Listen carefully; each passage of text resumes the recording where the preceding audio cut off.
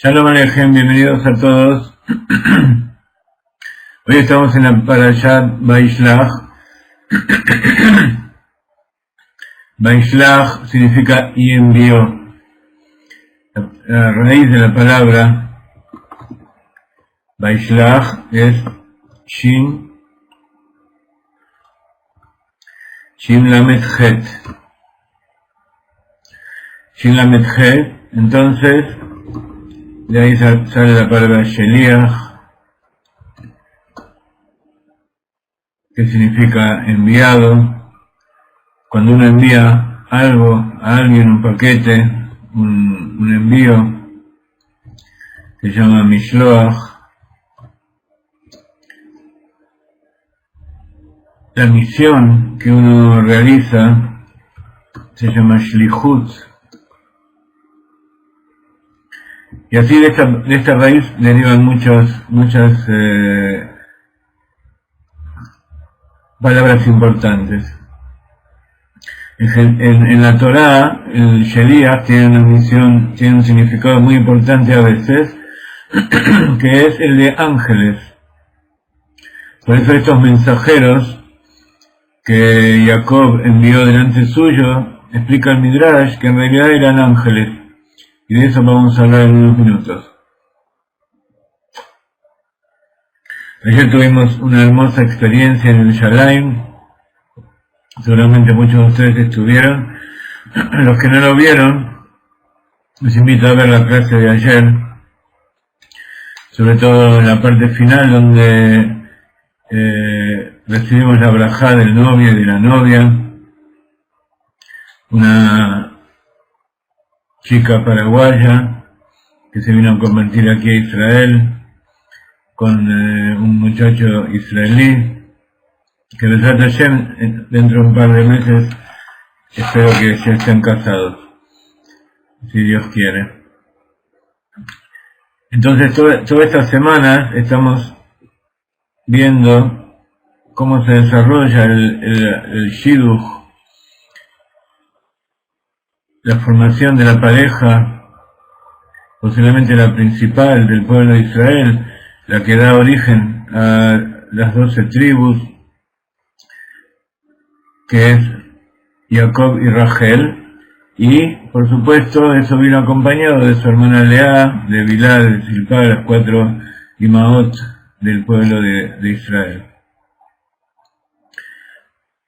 Después de todo lo que pasó en la tierra de Harán, con Labán, con su suegro Labán, Jacob vuelve, y cuando vuelve se encuentra con nada más y nada menos que Esaú. Vinieron sus mensajeros, sus enviados a avisarle, y entonces él se preparó como uno se tiene que preparar en general cuando se enfrenta a algo incierto, tanto en forma espiritual como en forma material, tanto para la guerra como para la paz. Uno tiene que estar preparado en su interior a todo lo que Dios le va a presentar.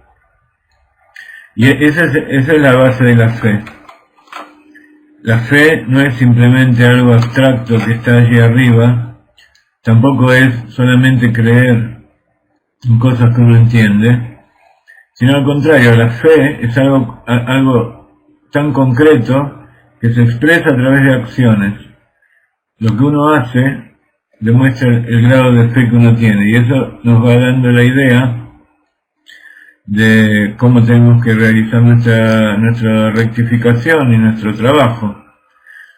Cuáles son nuestros puntos débiles, cuáles son las cosas que tenemos que arreglar.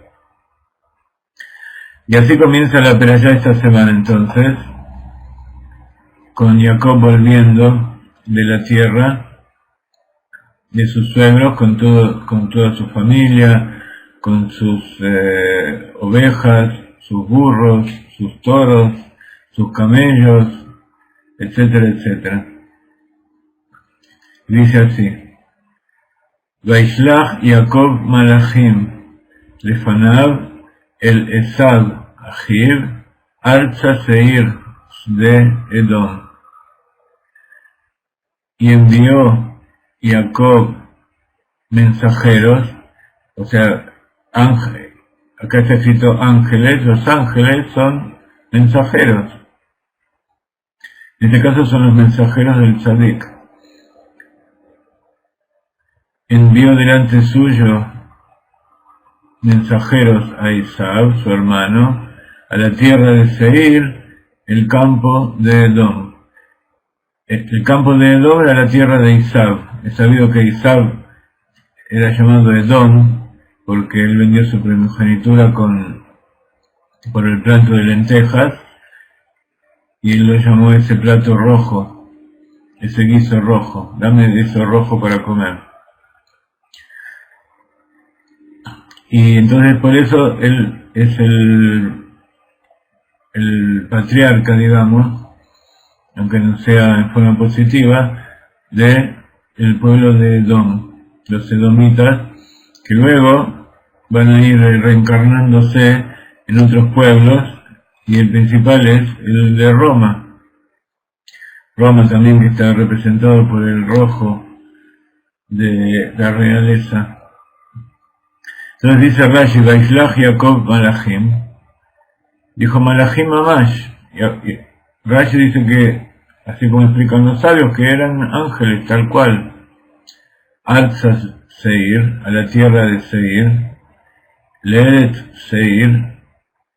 Arza en arameo quiere decir a la tierra. No, mejor dicho, no en arameo, sino que hay dos formas de decir a la tierra. Uno es Le Eretz Seir, o se puede reemplazar la lamed inicial por la hei final.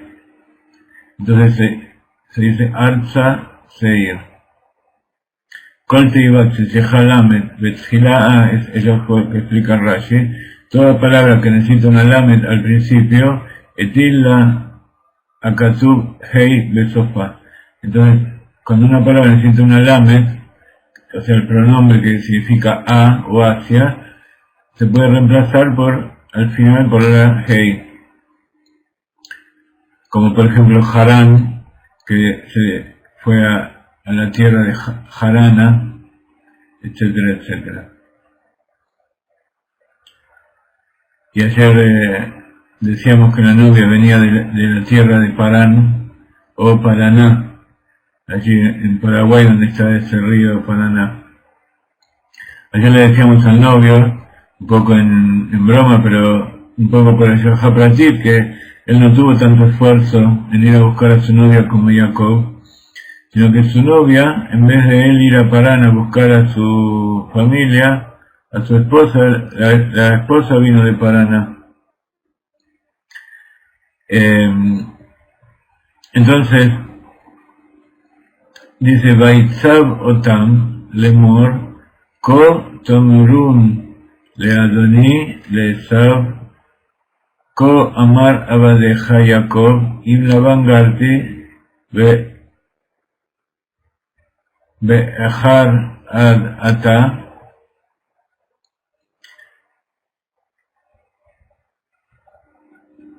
Acá continúa el verso, está cerrado.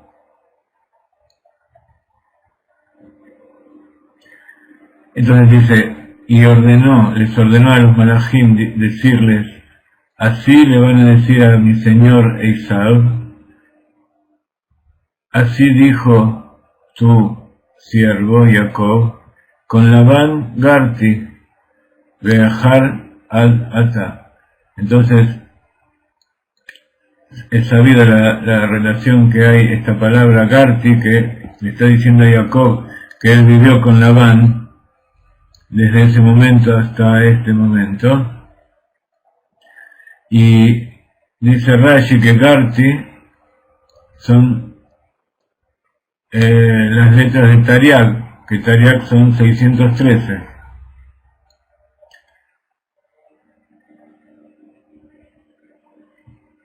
Y significa que está aludiendo que a pesar de que estuvo allí, él siguió cumpliendo los preceptos, que no piensa que él por estar allá volvió y ahora es como Esaú. No, él sigue siendo el mismo Jacob que salió de su tierra. Dice Rashi Garti quiere decir morar, lagur, pero también Gimel Reish viene de ger, extranjero. Entonces dice Garti, Lona City Sar de Hashub el Ager. Dice, no me hice un ministro ni nadie importante, sino que permanecí siendo un extranjero.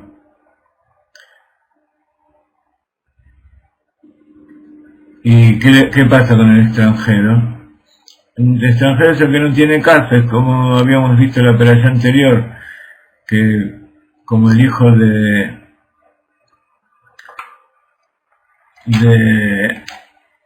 Isaac le había robado todo, lo venía a matar, le dijo, mejor róbame todo porque el pobre es como el que no estuviera vivo. Entonces le puedes decir que me mataste a pesar de que solo me robaste. Y el extranjero, el que está fuera de su casa, el que no tiene hogar, también es considerado como muerto. Entonces le dice, Eineja Kedailis Noti, al Berjot Abija Shebarjani. Dice, no te conviene odiarme por las bendiciones que mi padre me bendijo, como está dicho arriba en el capítulo 27, en el verso 29. Ugbirle Ajeja, ¿qué le había bendecido? Yitzhak a Jacob, vas a ser el poderoso de tu hermano. Sharei Lonin Kaimasbi.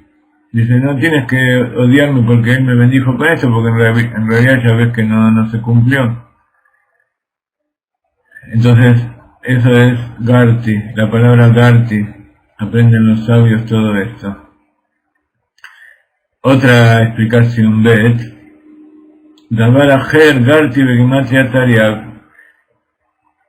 Otra explicación de Garti es que tiene la gematria de Tariag, 613, que lo marim la van a rayar Garti, de Tariag mitzvot shamarti, pero la mati y masaba ray, es decir, con la van el malvado moré, y las 613 mitzvot cuidé, y no aprendí de los actos malvados de Labán. Y ahora vamos a llegar a un versículo en el cual vamos a meditar un poco. Tenemos varias meditaciones hoy. Vayei li shor b'hamor son be'emet be'shivcha ve'shlecha le'agid la'adoni imtzo chen beinecha. Y tuve y tuve, sí,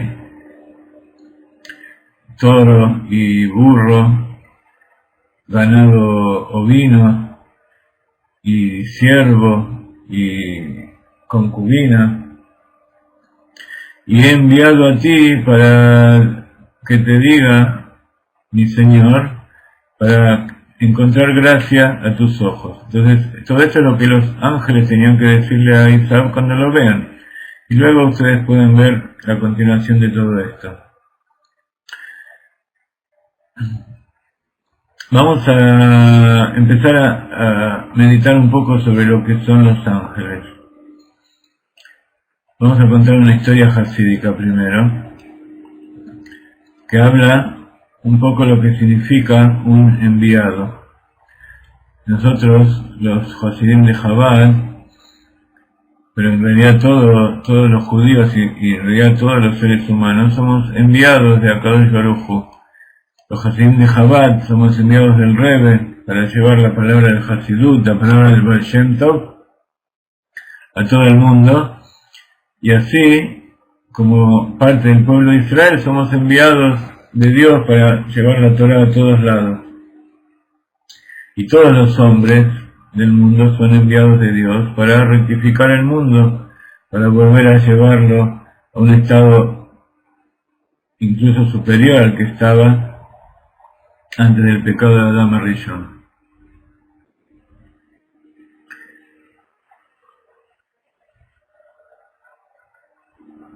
En 1856, el Rebbe Menachem Mendel de Lubavitch, no el que conocemos nosotros, sino esto fue 150 años antes, hace 150 años, este Rebbe llamado el Tzemach Tzedek, que tiene la misma gematria que Menachem Mendel, y de él se tomó el nombre el Rebbe de Lubavitch, y si se acuerdan, estaba el Rebbe Menachem Mendel de Vitebsk, que está allí en Tiberia. El Tzemach Tzedek, este Rebbe que estoy hablando ahora, tomó el nombre de Menachem Mendel de Vitebsk, el Tzadik, que vino a la tierra. El Rebbe Menachem Mendel, el Tzemach Tzedek, envió a su hijo, que iba luego a ser su sucesor, Rabbi Shmuel, a San Petersburgo por asuntos de interés comunitario. La noche anterior que Rabbi Shmuel se fuera, su padre le dijo, en 1843, o sea, hacía 13 años, cuando me convocaron a la conferencia rabínica en San Petersburgo, fui a rezar a la tumba de mi madre en Lyoshna. Y ella me dijo que debido a su autosacrificio por su padre y por el hasidismo, la Rabbanit Menuja Rachel, que ella quiso ir a vivir a la tierra de Israel, y además ella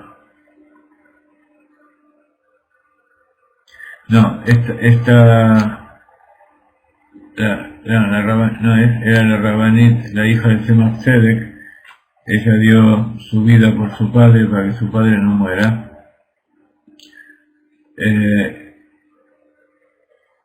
Por supuesto, la tumba de la Rabbanit Menuja Rachel está en Israel. Pero la hija del Tzemach Tzedek una historia que yo conté, no voy a volver ahora. Ella dio su vida, hizo un juramento que ella iba a morir en vez de su padre que estaba gravemente enfermo. Y así fue, ella se murió y su padre siguió viviendo para difundir el Hasidut. Entonces estaba el Tzemach Tzedek contándole a su hijo, Rabbi Shmuel, y cuando fue a la tumba de su madre le dijo que por ese autosacrificio que ella había realizado por su padre y por el hasidismo, se le concedió la entrada al palacio celestial del Baal Shem Tov. Ella le pidió al Baal Shem Tov que ore por mí, por el Tzemach Tzedek, y me provea algo que me ayude a resistir a los enemigos del Hasidut. El Baal Shem Tov le contestó: tu hijo sabe de memoria los 5 libros de Moshe, sabe de memoria los Salmos y sabe de memoria el Tanya. Aprendemos de la Torah que los hijos de Jacob no fueron perjudicados por los cananeos porque el temor, otro versículo que vamos a ver después y que también hablamos en otro momento, en la Torah el temor también es llamado Jitá. Entonces Jitat Hashem, el temor a Dios, estaba sobre las ciudades vecinas. Entonces es más que un temor, es un miedo, el miedo a Dios. Posiblemente también se podría traducir como terror. Entonces, como ellos tenían miedo de Dios, no perjudicaron al pueblo de Israel, a los hijos de Jacob. Y por eso este Jitat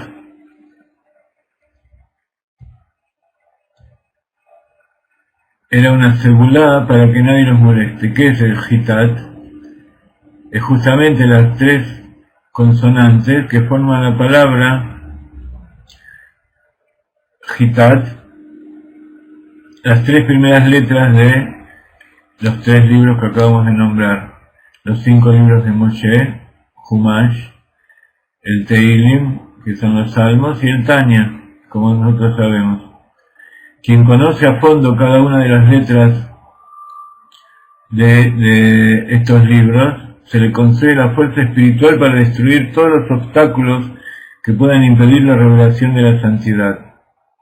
Por lo tanto, el Rebbe le dio instrucciones a su hijo Rabbi Shmuel, que donde quiera que se encuentren, ya sea en los edificios del gobierno o con los ministros del gobierno, recite un capítulo de los 5 libros de Moshe, de los Salmos y del Tanya.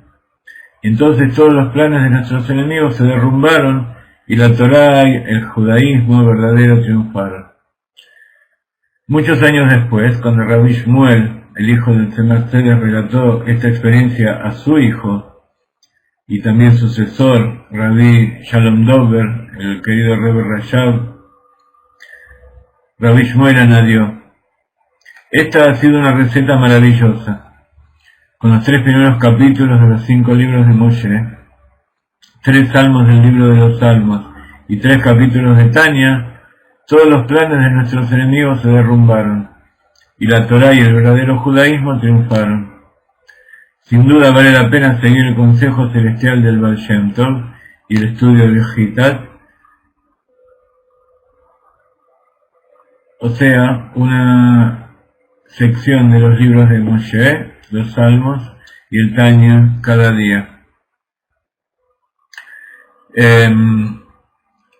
Muchos de ustedes viven en tierras extrañas, en tierras donde los justos, donde el judaísmo, la gente que quiere acercarse a Dios es verdaderamente perseguida. Entonces vamos primero que todo a tomar como decisión a partir de ahora leer todos los días el Gitas, sobre todo gente como Asael y otras personas que viven en lugares donde el cristianismo, el misionerismo o las drogas o los asesinos o ladrones o toda gente que haya los pueda perjudicar. Si ustedes no saben cómo funciona esto, yo los voy a ayudar. Y por ahora pueden estudiarlo del internet si no tienen los 3 libros, pero me gustaría enviarles a ustedes un Gitas, un libro de Gitas en hebreo, donde están todo el paquetito. Y también me acuerdo que cuando mi hija estuvo tan grave en el hospital, compré una pequeña tarjeta donde tiene todo el Gitas en forma de microfilm. Está todo allí en una sola tarjeta, todo el Gitas, Humash, Teilim y Tania. Lo puse bajo su cabeza y fue de bendición. Entonces quiero acercarles a ustedes también esas cosas. Vamos a enviárselas por correo de alguna manera a todos nuestros participantes, todos aquellos que lo quieran recibir me escriben y vamos a tratar de hacérselo llegar de alguna manera con la ayuda de Dios.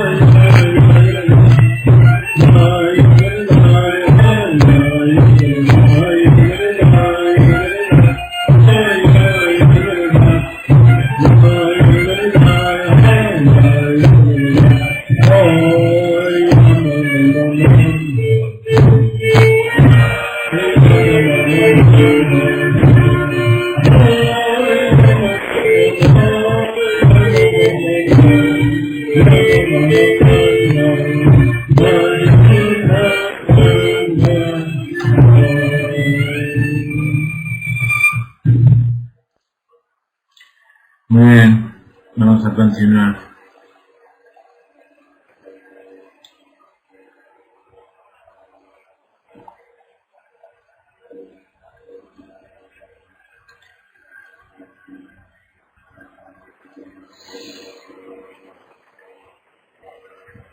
Estábamos hablando de los ángeles.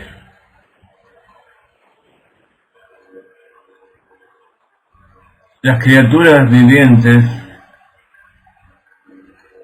del mundo de Yetzirah son en general llamadas ángeles, malachim. Ellos funcionan en el plano del mundo de Yetzirah, así como nosotros funcionamos en el mundo de Asía. El mundo de Yetzirah se podría decir que es en esencia un mundo de sentimientos. Es un mundo cuya principal sustancia, la principal experiencia es la emoción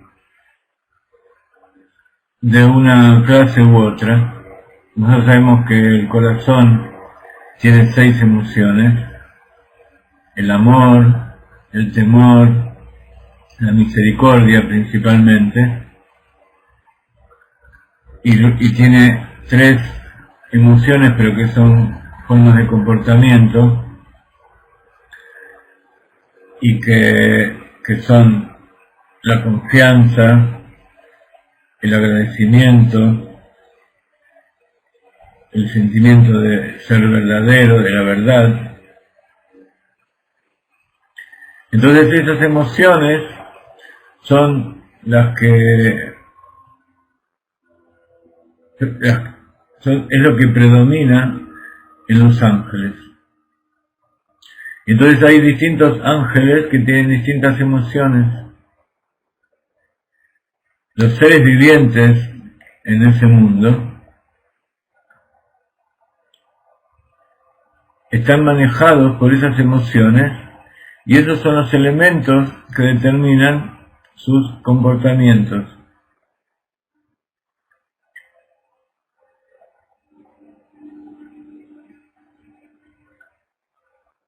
Entonces ellos son conscientes de sus impulsos particulares, sus impulsos de realizar determinados actos o respuestas de una u otra manera, o tienen el poder de llevar a cabo lo que nosotros llamamos un incentivo.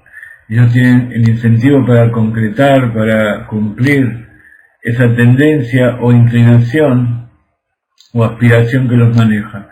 Por eso los ángeles tienen muchas veces nombre de animales, porque así es como funcionan los animales. Son manejados por sus impulsos, sus emociones, sus conductas instintivas. Entonces, en general hay 3 tipos de ángeles que tienen que ver con las 3 sefirot, Jochma, Binah y Da'at. Uno es el ángel del amor, que es Mijael. Otro es el ángel del rigor, que es Gabriel, y otro el de la misericordia, que es Rafael. Está Daniel, que es el ángel del juicio, Azriel, etcétera, etcétera. Hay muchos otros ángeles, pero esos son los 3 ángeles principales. Cuando uno dice que Dios haga paz en las alturas, está diciendo que haga paz entre esos 2 ángeles, que son Mijael y Gabriel, no porque ellos se peleen entre sí, sino porque como son antagonistas, tienen su naturaleza antagónica. Uno es de naturaleza de fuego y otro de naturaleza de agua. Entonces, como su impulso es incontrolable, puede llegar a unirse y anularse uno al otro. Entonces, cada ángel es una realidad espiritual con un único contenido, una cualidad, un carácter especial. Lo que distingue a un ángel del otro no es una cualidad física, porque son seres espirituales. No tienen medidas espaciales, no tienen distancias que los separen, distancias espaciales, sino que su disparidad, su diferencia, es respecto al propósito que tiene cada uno, al propósito que tiene la esencia de cada uno de ellos. Entonces, la cualidad sustancial de un ángel puede ser un impulso, una conducta, o sea, una inclinación al amor, al temor, a la piedad.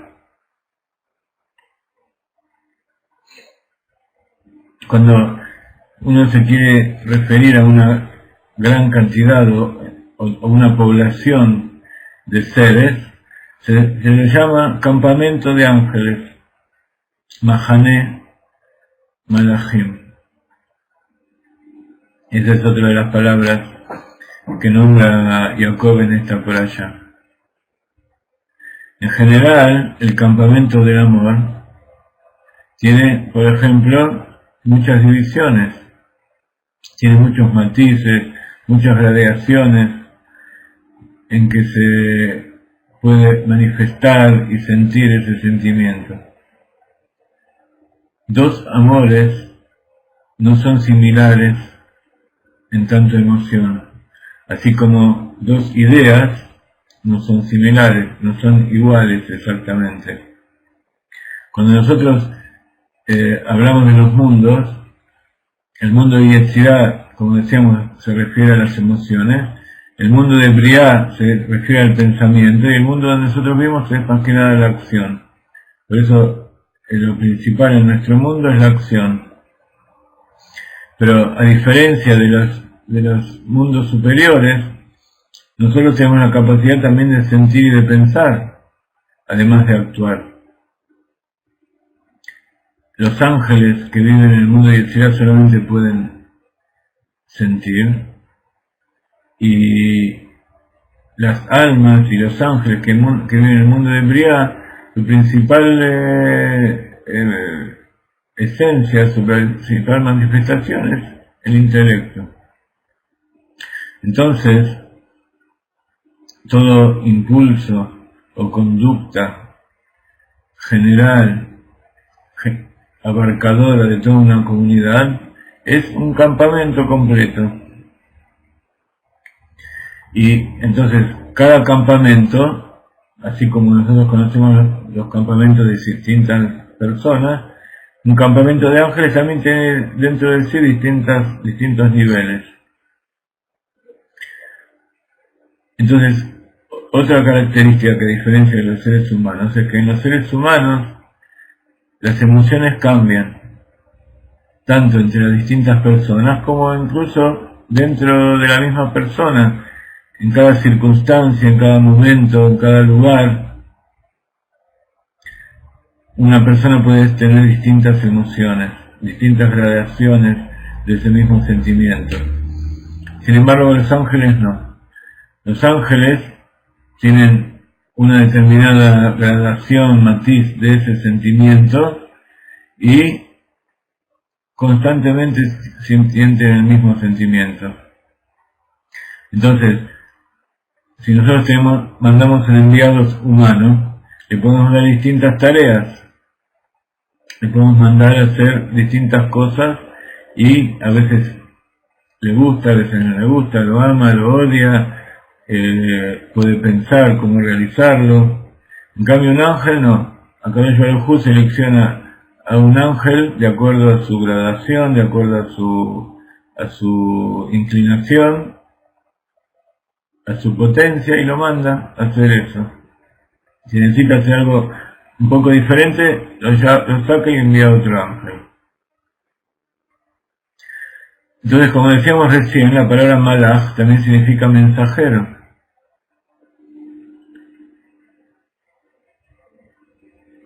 Entonces,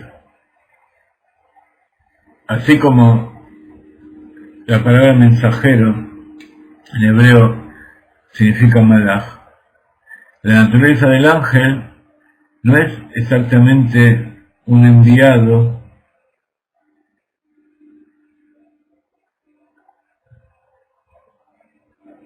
que de repente se transforma de ángel a ser humano, sino que ese ángel sigue siendo ángel cuando entra al mundo de la acción, cuando Dios nos manda a hacer algún trabajo acá en nuestro mundo. Pero de todas maneras, no es como las almas. Por ejemplo, las almas cuando se invisten en el cuerpo forman un ser completo, diferente. No es lo mismo un alma separada del cuerpo que un alma dentro del cuerpo.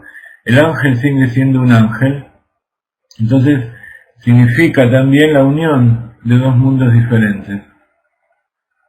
Entonces, la misión del ángel se produce en dos direcciones diferentes. Puede ser un emisario de Dios que lo envía a la tierra,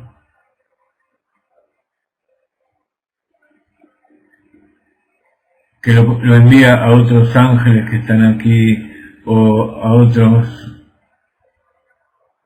mundos, a otras criaturas que están debajo del mundo de Yetzirah. O también puede ser alguien que eleve a los cielos algo que está aquí abajo en este mundo en que nosotros vivimos, y los lleve a los mundos superiores. Entonces, la diferencia real entre el hombre y el ángel no es que el hombre tenga un cuerpo, sino que la diferencia principal está en el alma humana y el ángel. El alma humana es más compleja e incluye todo un universo de diferentes elementos existenciales de todas clases, mientras, como decíamos, el ángel es un ser simple con una sola esencia y es en ese sentido de una sola dimensión. Además, el hombre, como es de naturaleza multifacética, tiene gran capacidad para contener dentro de sí cosas contradictorias, tal como es el hombre mismo, que es un cuerpo con un alma espiritual, un cuerpo físico con un alma espiritual, pero incluso dentro de sí, como nosotros sabemos, tiene tendencias que se contraponen, que le llevan de un lado para el otro. El ángel no, el ángel tiene claro, no tiene nada que lo impulse a hacer algo contrario a lo que Dios quiere.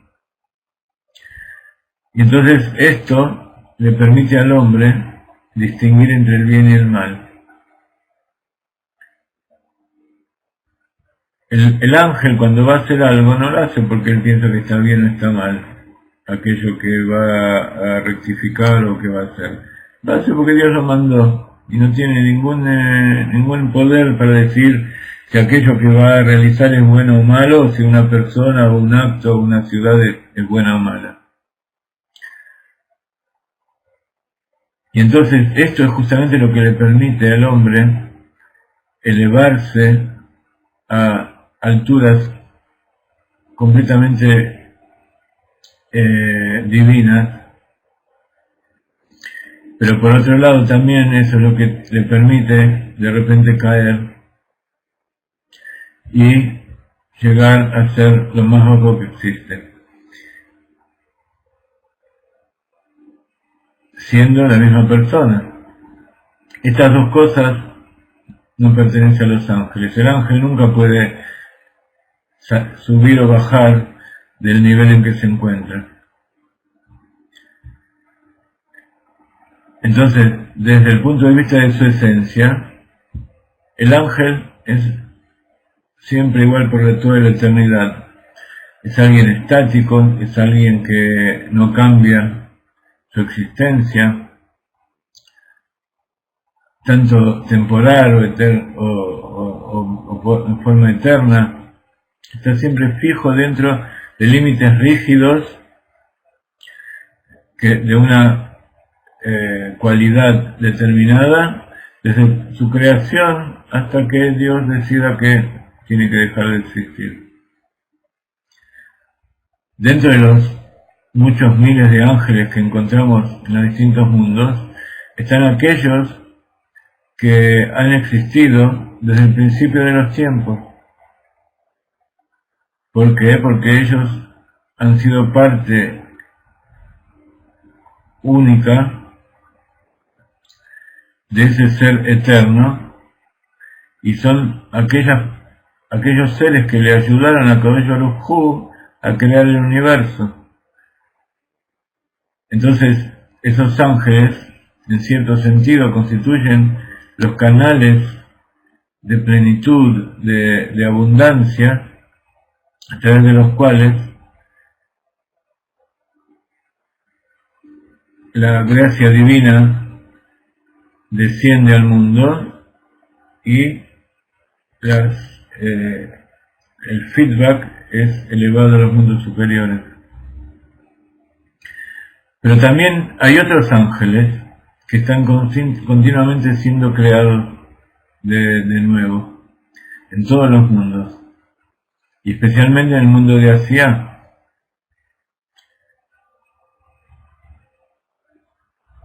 En el mundo de Asia, el hombre tiene capacidad de crear ángeles, ya sea con pensamientos, ya sea con acciones, con sus experiencias. Él puede crear ángeles que se elevan y son ángeles de distinta clase. Cada mitzvah que una persona realiza no es solamente un acto que produce la transformación de este mundo material, es también un acto espiritual, y por eso es un acto sagrado. Sagrado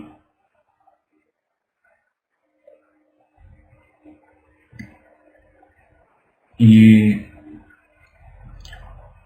este aspecto de la mitzvah, de tener una concentración de espiritualidad, de sacralidad, es el principal componente de lo que genera la creación de un ángel. En otras palabras, la emoción, la intención y la esencia sagrada del acto se combinan para transformar la esencia de esa mitzvah en una existencia en sí misma, algo que tiene una realidad objetiva. Y eso es lo que se llama, como muchas veces dijimos y nos enseñan nuestros sabios, que cuando uno realiza acciones, cuando uno reza, cuando uno tiene pensamientos, intenciones, genera ángeles.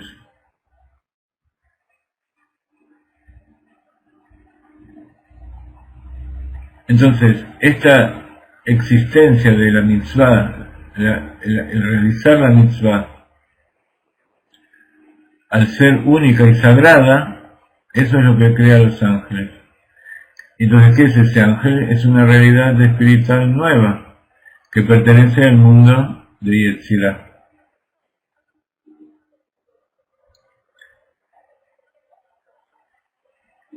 Entonces, así es como ese acto de realizar la mitzvah extiende su efecto más allá del mundo material.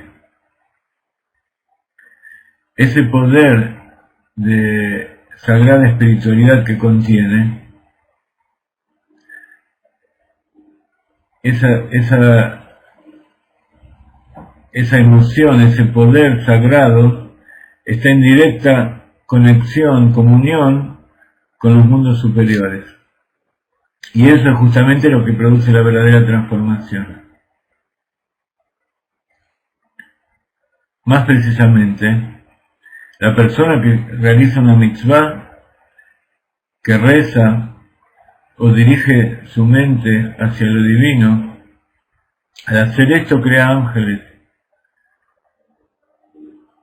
Y entonces esos ángeles nos permiten llegar a lugares que eso que nosotros estamos pensando o diciendo o sintiendo o realizando, su efecto llega a lugares donde no llegarían simplemente por nuestro acto físico.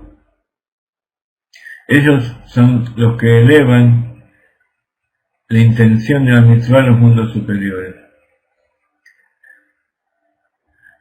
Este ángel transitorio creado por nuestra mitzvah, sin embargo, conecta la esencia de ese hombre que lo creó, aún estando vivo, como un todo, en una diferente dimensión de su ser, con el mundo de Yetzirah. Y entonces, en ese mundo de Yetzirah, esa mitzvah adquiere una sustancia, adquiere una esencia, y a partir de allí es que afecta a los mundos superiores.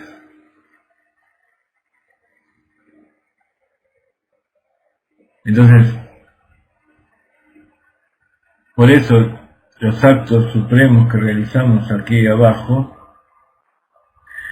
en determinado momento se separan de estar aferrados al objeto o al lugar físico, al tiempo, al espacio donde se realizaron, y se transforma en un ángel que se libera por los mundos espirituales.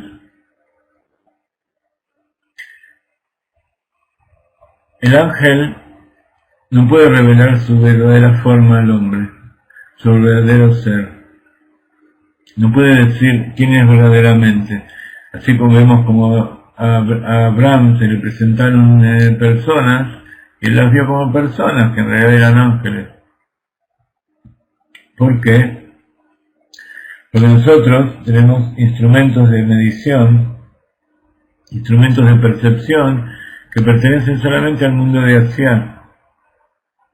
Y estos instrumentos que captan las cosas materiales no tienen forma de captar a un ángel. Porque como decíamos antes, el ángel continúa perteneciendo a una dimensión diferente. Incluso cuando viaja a este mundo de aquí abajo y de repente puede llegar a tomar una forma similar a un humano o a un animal o a un objeto de este mundo.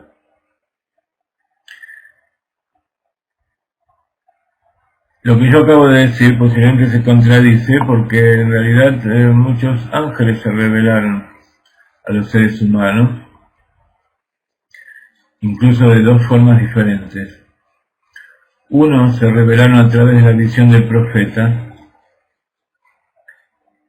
del visionario, del hombre sagrado, que él mismo, él por sí mismo ya es una persona que está ubicada en los planos espirituales superiores. Entonces, los ángeles se le pueden revelar a él.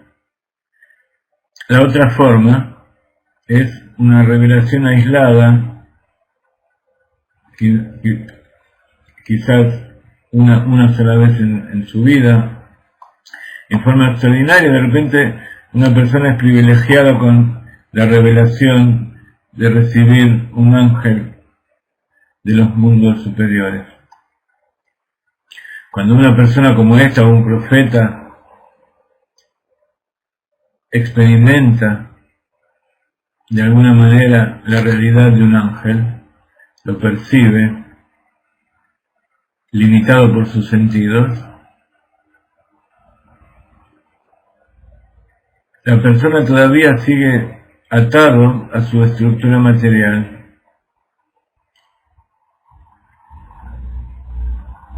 Y ese ángel entonces también tiene que expresarse, tiene que presentarse ante la persona con la estructura material que esa persona conoce. Como decíamos antes, como un hombre, como un animal, una planta, etcétera, etcétera. En general, un hombre o un animal.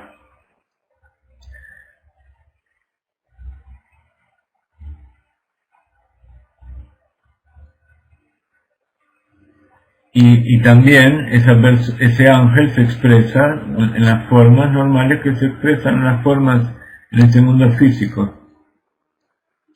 Entonces el profeta, cuando trata de describir o explicar a otras personas su experiencia de haber visto un ángel, la descripción de lo que ellos ven es bastante extraña, incluso fantástica. Entonces se refieren a una etérea criatura de los cielos, o la visión sagrada de una carroza,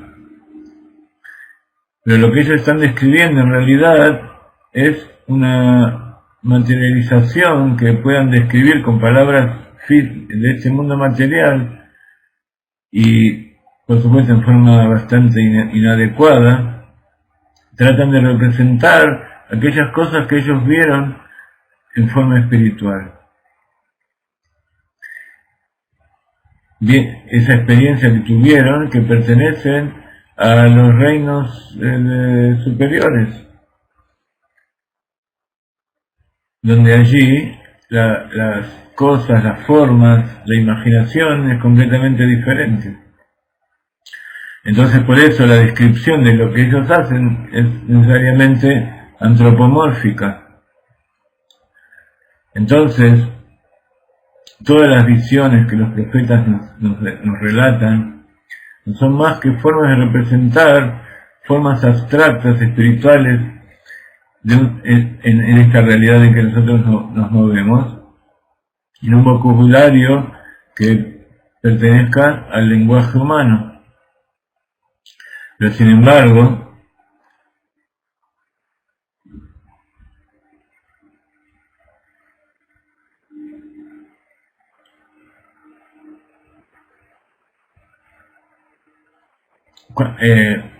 puede llegar a suceder que se revele un ángel de una forma normal, vestido en determinados recipientes que son familiares para nosotros, y que se manifiestan como fenómenos normales de la naturaleza.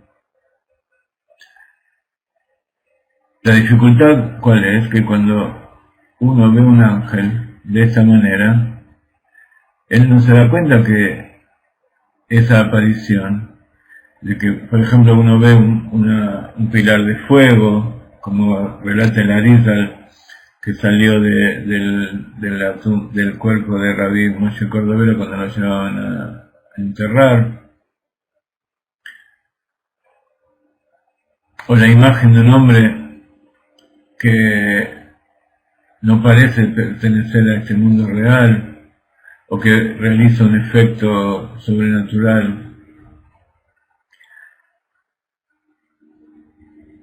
Entonces, no siempre uno identifica eso que está viendo como que es un ángel.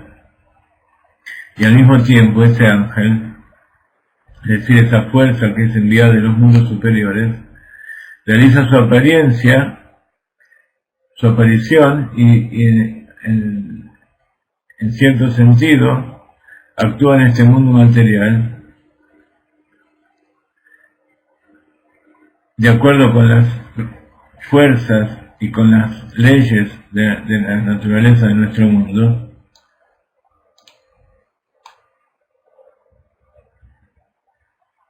Pero tenemos que saber que eso que nosotros vemos es nada más que una vestimenta espiritual para que nosotros podamos aceptar esa aparición, pero que es nada más que algo que viene de los mundos superiores. Por ejemplo, en la Biblia, el padre de Samson, el padre de Shimshon, llamado Manoah, vio un ángel con la imagen de un profeta. Pero sin embargo él sintió de una manera inexplicable que lo que él estaba viendo en realidad no era un hombre. Lo que él estaba siendo testigo era de un fenómeno de un orden diferente.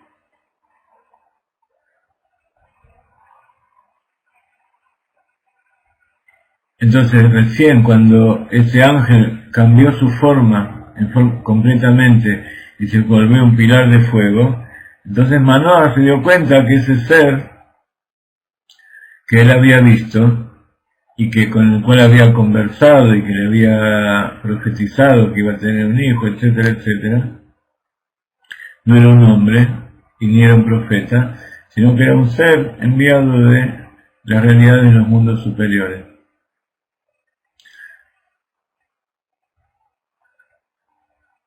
Entonces, esta creación de un ángel es un fenómeno sobrenatural o es un fenómeno natural. Nosotros podemos decir que si uno realiza una mitzvah con una intención, como decíamos antes, realiza alguna buena acción, un buen pensamiento y en forma espontánea surge un ángel, quiere decir que eso es algo natural, que es un aspecto integral de nuestra vida. Pero ¿qué pasa? Cuando nosotros estamos en ese momento creando un ángel, no tenemos la sensación, no tenemos la percepción de que en ese momento se está creando un ángel, se está creando un ser. El acto parece ser parte de toda una estructura material de este mundo en el cual nosotros vivimos. De la misma manera el ángel, ese ángel que es enviado a nosotros de los mundos superiores, no siempre tiene un impacto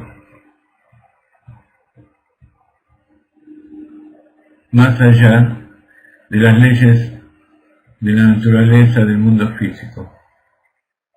A veces viene y hace cosas que corresponden a las leyes naturales.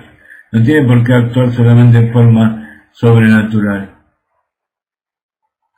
Entonces a veces sucede que los ángeles se revelan en la naturaleza de una manera ordinaria, tal como funcionan todas las cosas en este mundo. Y solamente un profeta o una persona que tiene capacidad para ver las cosas espirituales puede distinguirlo y puede determinar que lo que está sucediendo ahí es algo sobrenatural, está por encima de la naturaleza.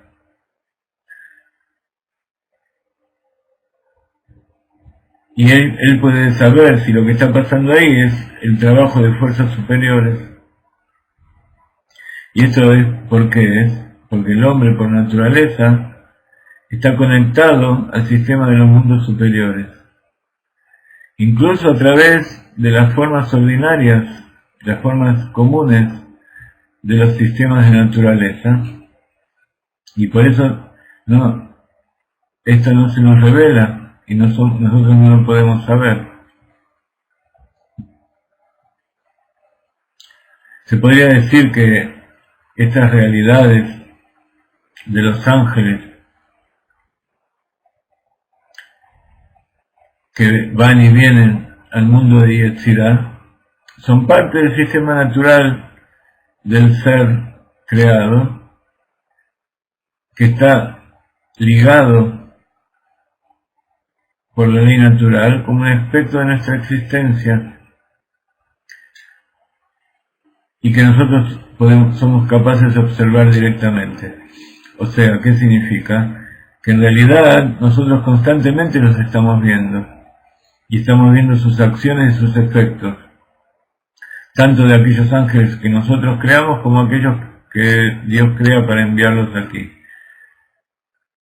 Pero como están investidos dentro de las vestimentas normales de este mundo de Asiá, entonces nosotros no los vemos, nosotros no los distinguimos como algo fuera de lo normal. Bueno, esta fue una pequeña meditación como para que comprendamos un poco qué es un ángel y sobre todo cuál es la relación de un ángel con nosotros.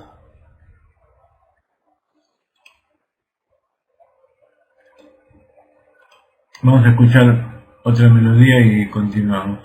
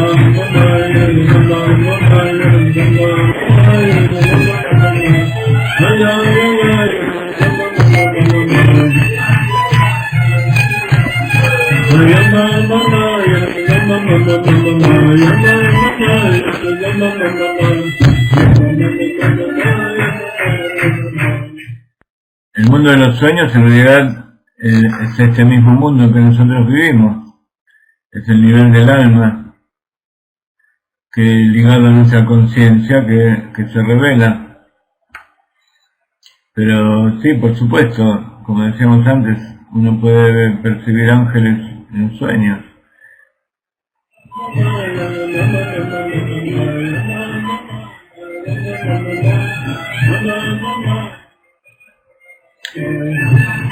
Entonces, en este último verso, el tercer verso de la Perashá, donde Jacob vino le pide a sus enviados, a sus ángeles, que vayan a decirle a Jacob, le dice que le digan: he adquirido ganado, asnos, ovejas, esclavos y esclavas, y ahora envío un mensaje para decirme, Señor, y ganar favor a sus ojos.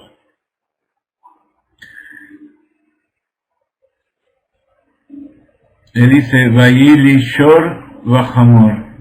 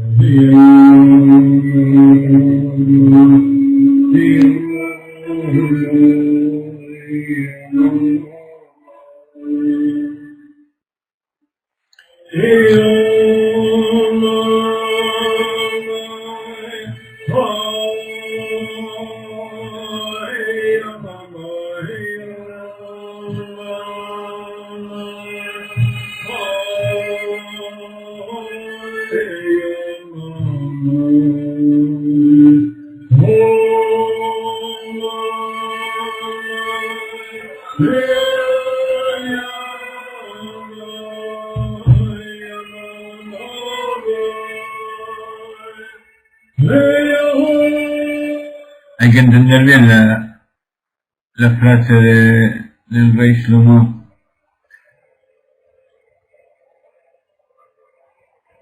Marve Jalomot, Marve Abelim.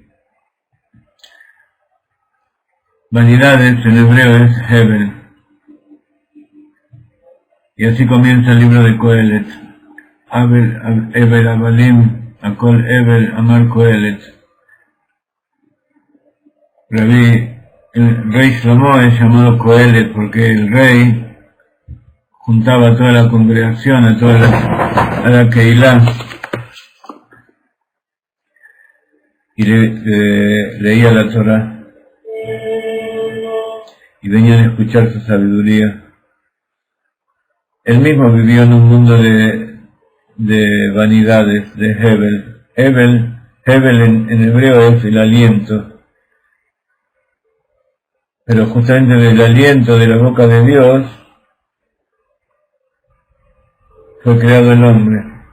Entonces una de las interpretaciones de este verso que nos acaba de traer Renan es que el aliento creativo de la boca de Dios se revela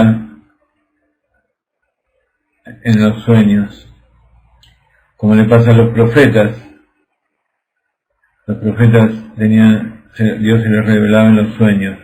Ahora en las personas que no son, como decíamos recién, que no son profetas, que no tienen visión de las cosas espirituales y no saben ver el verdadero mensaje que hay en los sueños, entonces ellos sí ven nada más que como el aliento de la boca que sale y se disuelve en el aire. Una cavidad que Hebel fue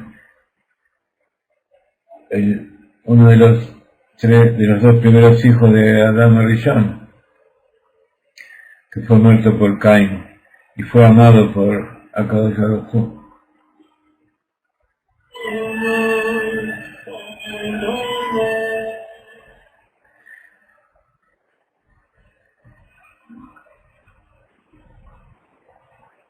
Jacob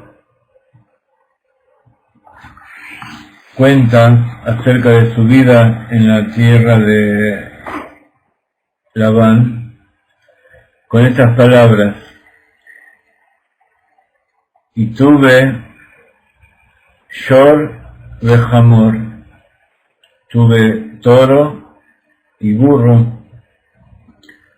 Está explicado en el Midrash que Hamor se refiere al Melech HaMashiach, se refiere al Mashiach Tzidkeinu.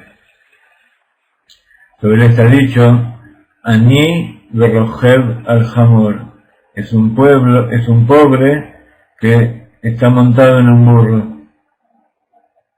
¿Y por qué Jacob trae esta alusión sobre la redención a través justamente de un burro? La utilización del jamor y de montar sobre ese burro hace que el hombre se eleve a un lugar más elevado o más alejado. A través del burro él puede subir las montañas y puede viajar y le permite llegar a lugares que sin su ayuda no podría haber llegado. Montar en un burro espiritualmente es elevarse y triunfar sobre la materia. Como ustedes saben, en hebreo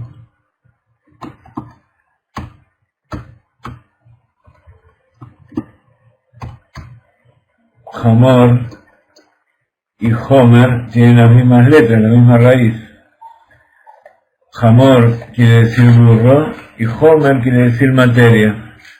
Entonces en Hasidut, en Kabbalah, está explicado que el Hamor justamente representa a las cosas materiales de este mundo, a la materia en el mundo en que nosotros vivimos. Y entonces a través de refinar y hacer más sutil esa materialidad, la fisicalidad, se puede llegar a elevarse a un nivel muy elevado, a un nivel al cual el alma no podría llegar por sí misma. Esta es una enseñanza muy pequeña, muy cortita, pero que nos da una idea de lo cual es toda por qué nuestro esfuerzo aquí en este mundo en que vivimos. El burro del Mashiach es ese mismo burro que utilizó Moshe Rabbeinu. Sobre Moshe Rabbeinu también está escrito Vayarkivem al Hamor, y montaron sobre un burro. Es el mismo burro que utilizó Abraham Avinu cuando fue a sacrificar a su hijo, como está dicho, Vayajabosh et Hamoró, y ensilló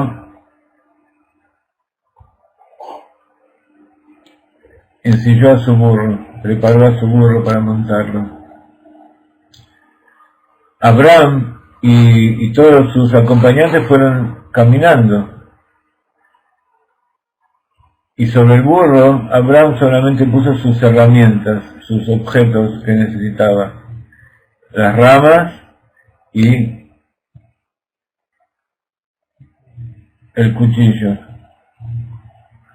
También Moshe Rabbeinu no montó sobre el burro él mismo. ¿Quién montaba sobre el burro cuando cuenta esto la Torá acerca de Moshe? Él puso sobre el burro a su esposa y a su hijo. Pero Mashiach no. Mashiach, él monta sobre el burro él mismo.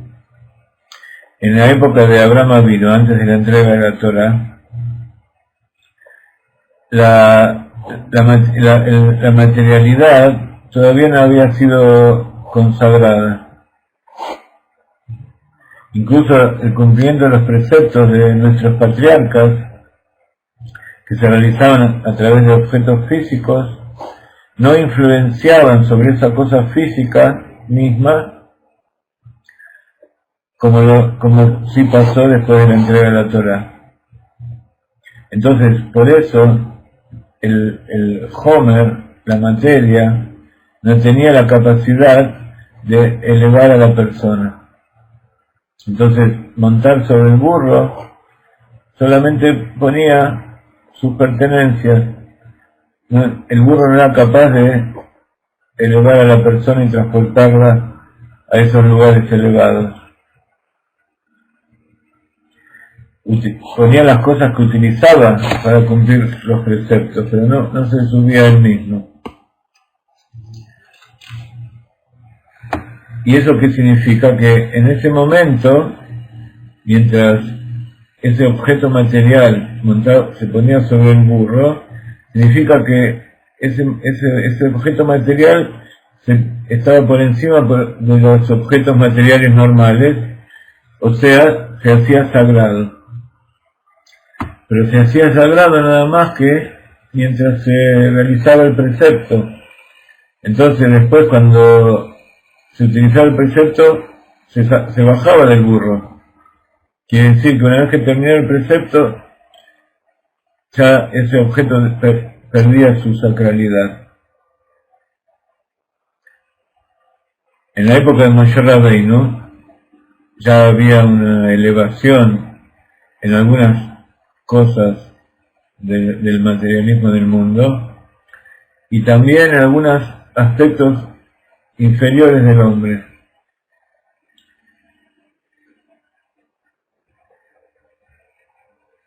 Y a través del cumplimiento de los preceptos de la Torá, que se recibió a través de Moshe Rabbeinu, el objeto sagrado, el objeto material se transforma en algo sagrado en sí mismo, que incluso después de cumplirse con el precepto, se mantenía sagrado, pero que todavía no era todo. ¿Sí? Por eso Moshe Rabbeinu puso solamente a su esposa y a su hijo, y él mismo no se elevó. Pero en la época del Mashiach se va a revelar la supremacía del cuerpo sobre el alma. También con respecto a los niveles más superiores del alma, va a haber una elevación, va a haber una superación de la materia a través de todo el refinamiento que estamos haciendo nosotros y que va a llegar a su culminación en la época del Mashiach. Y por eso está dicho que el Mashiach mismo, él sí monta sobre el burro. O sea que el Mashiach es el triunfo del hombre sobre la materia. Y así él mismo atestiguó sobre sí mismo Jacob, y tuve y adquirí Shor Behamor,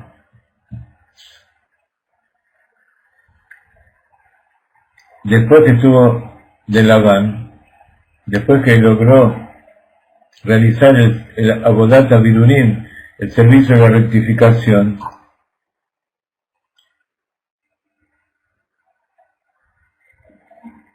de todo el materialismo y lo físico.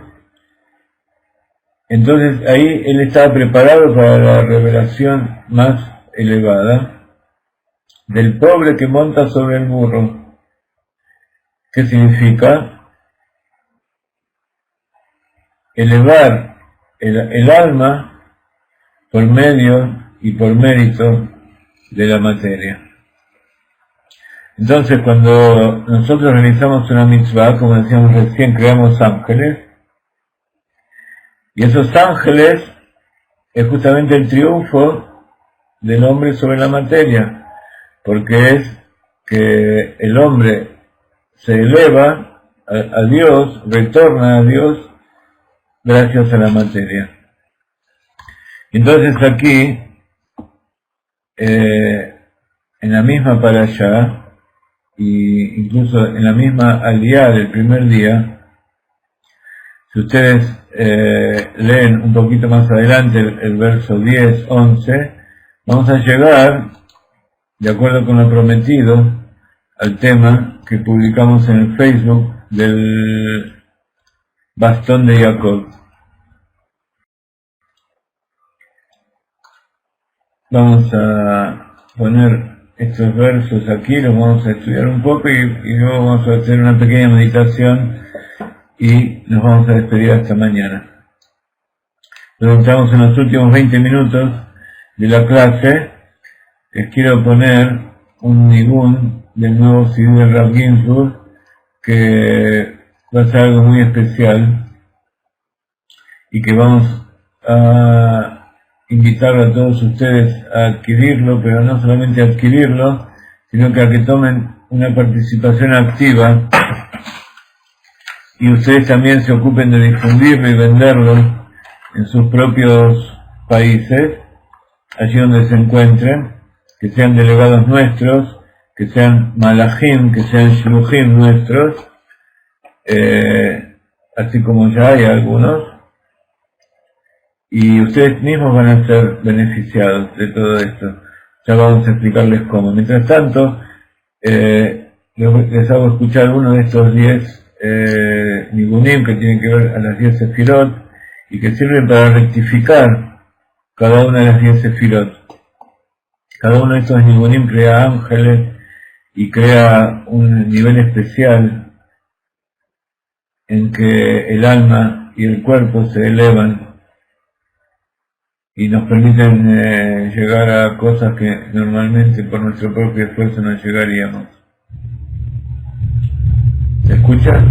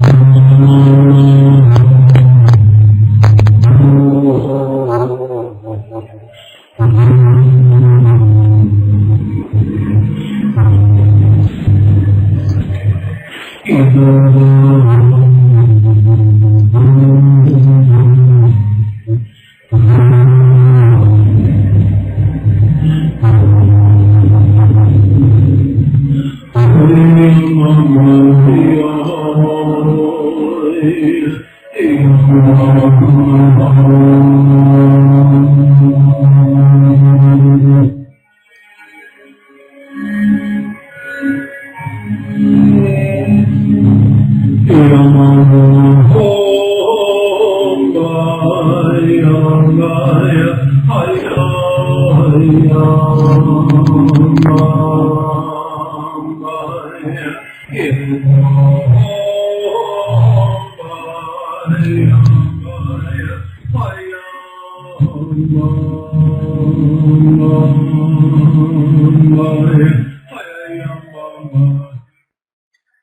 Es verdad, tienen demasiados graves, por eso les di el enlace para que lo escuchen en sus propios equipos y luego les vamos a ir enviando los distintos CD.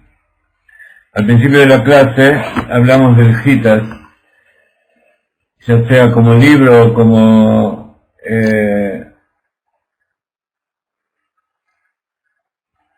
microfilm, que es el Humash, los 5 libros de Moshe, los Teilim, los Salmos y el libro de Tanya. Entonces, decir una parte todos los días se llama Hitat, y Hitat es una de las palabras que nombra también la Perashá, que es el miedo de los pueblos a Dios. Entonces, cuando uno lee el Hitat lo cuida y lo protege de todos los enemigos que hay alrededor. Entonces, aquellos que estén interesados en recibirlo, los invitamos vamos a poner en la página las condiciones y todos los temas para que se los podamos enviar. Hay distintas calidades, está el libro de Gitas con la encuadernación de cartón, después está con la tapa de cuero, hay distintos niveles, y el microfilm es algo para llevar en la cartera o ese tipo de cosas, pero lo principal es estudiarlo. Quedó contestada la inquietud de la terminación im. Im es nada más que plural en hebreo. Muy bien. Entonces, viene la Torah, después de contar todo este tema de los malachim, y dice que Jacob le oró, Vayamá Jacob Elokai Abí, dijo Jacob, le habló a Dios, Dios de mi papá Abraham y de mi padre Isaac.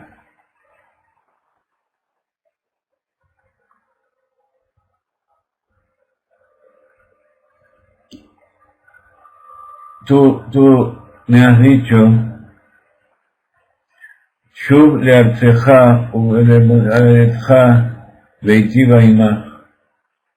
Tú me has dicho, vuelve a tu tierra, a tu patria, y voy a beneficiarte, voy a hacer bien contigo.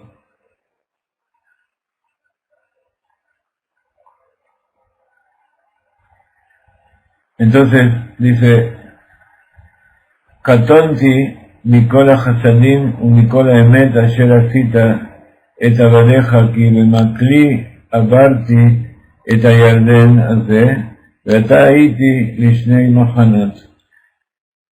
Dice, soy indigno de toda la benevolencia y la fe que me has mostrado cuando me dejé nevar y crucé el Yardén con solo mi bastón, y ahora tengo suficiente para 2 campamentos.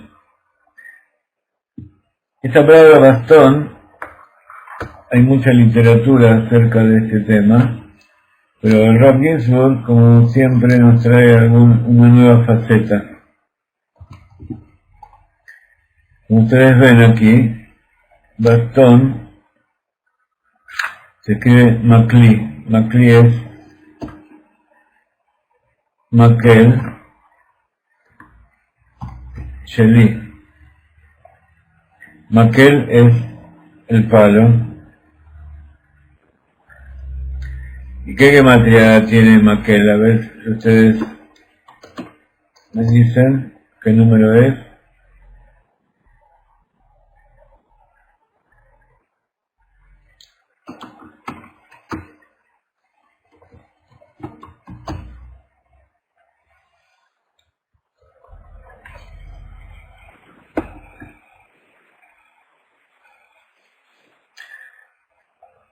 Dice el Rav Ginsburg, en la tefilá, en la plegaria que hizo Jacob antes de encontrarse con su hermano Esaú, él resume toda su vida desde el momento en que salió de la tierra de Israel hasta este momento en que se encuentra.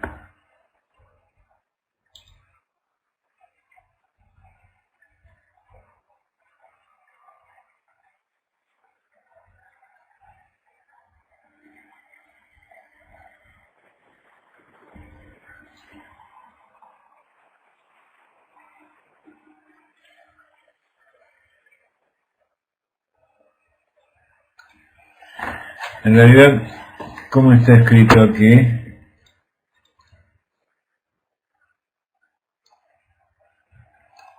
Bemakli. Así que vamos a agregarle aquí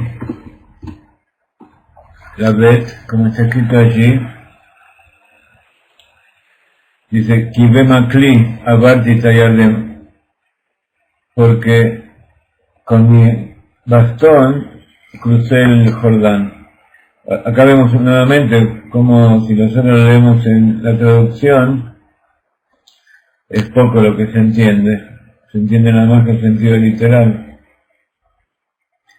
Dice, con mi bastón he cruzado este río Jordán y ahora me he transformado, me he hecho 2 campamentos, porque cuando Jacob se preparó para enfrentarse a Isaac, separó 2 campamentos. Adelante los hijos, Lea y sus hijos, y atrás Rachel y sus hijos. Pero este bastón tiene algo muy especial. Este bastón lo acompañó, así como decíamos que el burro era algo constante entre todos los patriarcas, también el bastón es algo constante.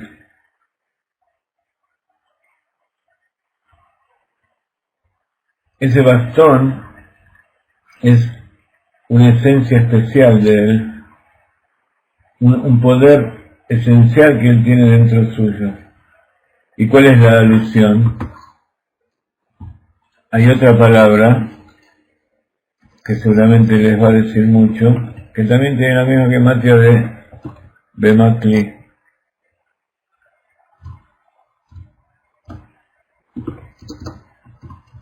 Jacob. Entonces, ese bastón Bemakli está diciendo que esa es su verdadera esencia, esa representa a Jacob. Y él lo acompaña en todas sus travesías, incluso en esas épocas en que no tenía nada de él, en que perdió todo, ese bastón era lo único que le quedaba. Entonces, habría que profundizar un poquito para entender qué es todo este asunto. Los sabios dicen que ese bastón de Jacob tenía un poder milagroso. Ese poder que tuvo el bastón de Moshe para abrir las aguas del mar del Yam Suf. Así está escrito en el Midrash, en Bereshit Rabbah. Dice así Bereshit Rabbah, el Midrash. En la Torá y en los profetas y en las escrituras, o sea, en las 3 partes del Tanaj, encontramos que no cruzó el pueblo de Israel el Yardén, sino por el mérito de Jacob. Como dice en la Torá, porque con mi bastón crucé este Yardén, que es el verso que estamos analizando. Como dice en los profetas, Beodaten et beinechem lemor beyabashá bar Israel et Yardén anse. Los profetas dijeron que es para que sepan, para que le hagan conocer a sus hijos, diciendo que crucé en seco sobre tierra firme, Israel cruzó este Jardín. ¿Qué es Israel? Israel Saba, Israel es el otro nivel de Jacob. ¿Y cómo está escrito en los Ketuvim, en las escrituras? Malechayam Kitanus, Ayarden Tasov Lahor, Milifnei Eloka Jacob. En los Salmos, en los Teilim y en los versos que nosotros leemos en el Alel de Rosh Chodesh y en Pesach, en las festividades,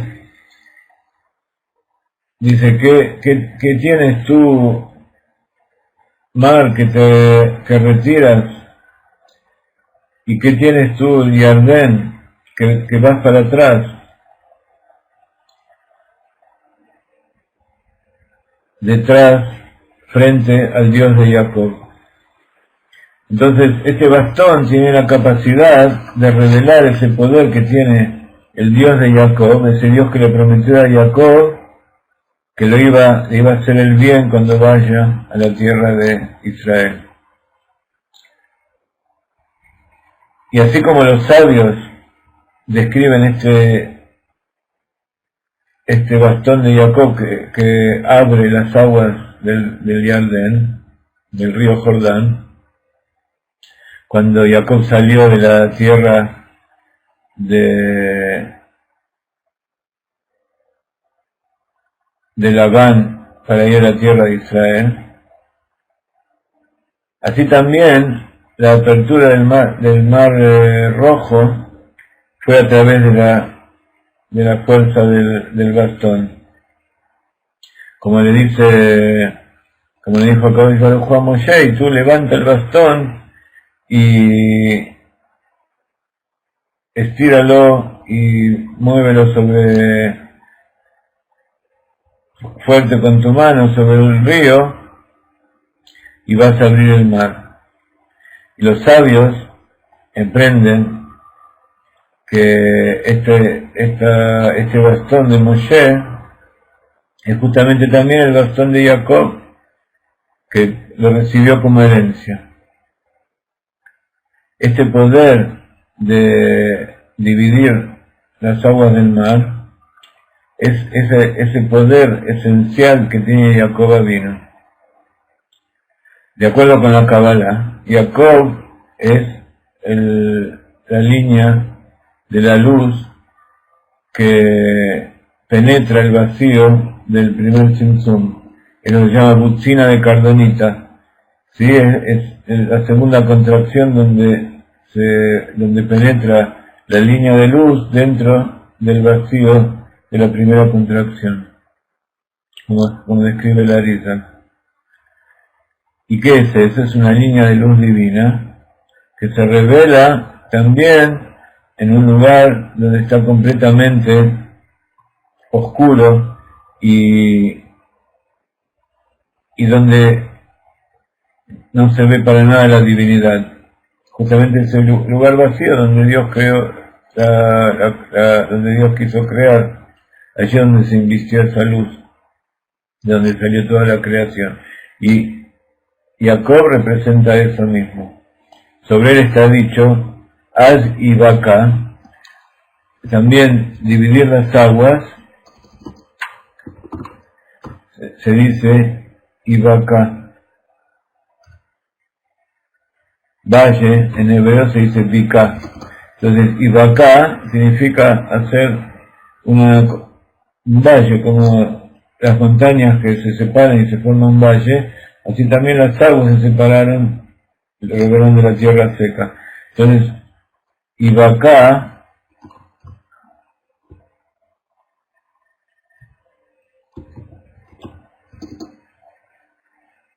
¿qué quiere decir? Literalmente se dividieron o dividió las aguas. Como ustedes ven, tienen las mismas letras de Jacob, Yud, Bet Kuf Ain, y Jacob es Yud Ain Kuf Bet. Entonces, Jacob justamente tiene ese poder de dividir las aguas en el sentido de eliminar todo impedimento que tiene el pueblo de Israel para llegar a su tierra, tanto para salir de Egipto y cruzar el mar Rojo, como para cruzar el Jordán y entrar en la tierra de Israel. Y ese bastón entonces es la luz divina que se revela en los lugares oscuros y faltos aparentemente de Dios.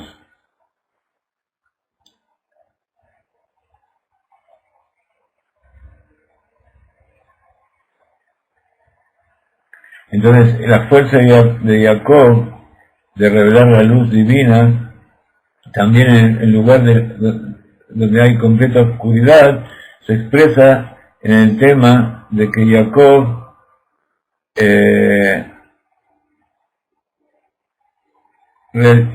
fue cuando estableció la tefilá de Arbit. Abraham vino, estableció la tefilá de Shaharit, de la mañana, como está dicho, y se levantó temprano Jacob para hacer lo que Dios le pidió. Isaac es la tefilá de la tarde, y Jacob es la tefilá de la noche, como leímos hace poco, cuando Jacob fue al monte Moriah y allí se hizo la noche y se asentó y tuvo el sueño, etcétera, etcétera. Entonces Jacob representa la tefilá de la noche, esa tefilá que se hace en la oscuridad. Es el poder de revelar a Dios en la oscuridad de la noche.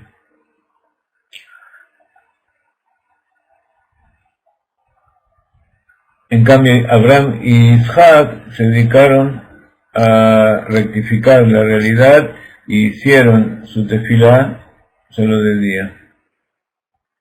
La tefilá de la noche produce que penetre Bekiat, ese rayo de luz en la oscuridad de la noche,